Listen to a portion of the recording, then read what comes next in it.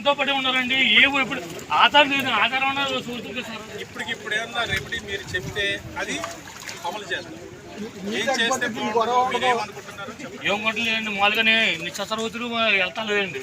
మంచి లేవండి చేస్తాడు. ఇది మనకు నియోజకవర్గానికి మంచి పని చేస్తాడు. పిఠాపురం వర్గంగానే మేము అందరూ పని ఏదో విధానం పెట్టుకొని చేసాం. ఆయన మంచి పని చేస్తే ఆ పేరు జీవితాంతకాలం అలా ఉండిపోతుంది. విగ్రహం పెట్టుకొని ఎన్టీ రామారావు గారు పూజలు ఎలా చేస్తున్నారు అలా చేస్తున్నారు. మాకు దారి కావాలి. ఇలా పిల్లల చదువుల్లో మా కూలి పని చేసుకున్నాడు. కూలి పనిలో ఏం తింటున్నాం ఏం పోతాం. ఇలా ఆదివారం అనే సమయం చికెన్ మటన్ ఉంటుంది. మేము 6 తాళ్ళ కట్టబడి పని చేసుకున్నట్టు మా ఇంటికి గంజాన్ని తింటున్నప్పుడు వెళ్ళి వచ్చి చూడండి ఒకసారి. దారి లేక డబ్బులు లేక కట్టమనం ఏది ఏడ్చామే అవన్నీ వాకు చేసి ఇది ఒక విషయం పవన్ కళ్యాణ్ గారు కాదు. గీత కూడా ఒకసారి పెట్టి చూపించండి. ఏంటి ఆవిడది మొత్తం మ్యాప్, ఆవిడది మొత్తం మ్యాప్. ఇవాళ కాకపోతే రేపు వస్తుంది కదా ఆవిడ రాపదో మొత్తం మ్యాప్ ఆవిడదే. వీళ్ళు పంచి తెప్పేశారు సార్ రూపాయలు. ఇవాళ 30 లక్షలు ఇస్తానన్నది సైడ్ మానేసేసి ఇవాళ 60 లక్షలు తీసుకున్నారు.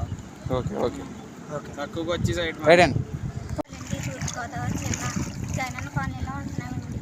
కానీ ఇక్కడ మేము ఇల్లు కట్టుకున్నందుకు సంతోషించాం. కానీ తర్వాత నుంచి చాలా నరమానం వేస్తున్నామండి. అలాగే 3 సార్లు అన్నట్టుగా మాకు వరద వచ్చేస్తుంటే ఇక్కడ దారి లేదండి, తెన్ని లేదు. ఏం చేయాలో అర్థం కావట్లేదు. ఇంట్లో నుంచి బయటకు రావడానికి అవ్వలేదు. కనీసం బయట నుంచి ఒక వస్తువు తెచ్చుకోవడానికి, కనీసం తాగడానికి నీళ్ళు తాగడానికి కూడా మాకు వాటర్ కూడా అందుబాటులో ఉండడానికి కూడా ఈ నీరు సహకరించట్లేదు. బయటికి వెళ్ళకపోతున్నాం. కానీ పిచ్చి వేస్తాను అనేసి అంటున్నారు. కానీ ఎన్నిసార్లు చెప్పారు కానీ పిచ్చి వేయట్లేదు. మాకు లోపలికి వెళ్ళడానికి బయటకు వెళ్ళడానికి దారి లేదు. పిల్లలు స్కూల్కి వెళ్ళడానికి లేదు. ఇంటికి కూడా ఇబ్బంది అవుతుంది. మరి ఏం చేస్తారో అర్థం కావట్లేదని మిమ్మల్ని నమ్ముకుని మేము ఇక్కడ ఇల్లు కట్టుకున్నాం.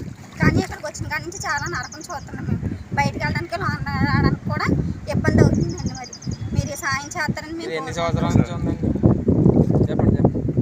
అయితే ఈ సమస్యని ఇప్పుడు నాకు పిఠాపురం ఎమ్మెల్యేగా గెలిచిన పవన్ కళ్యాణ్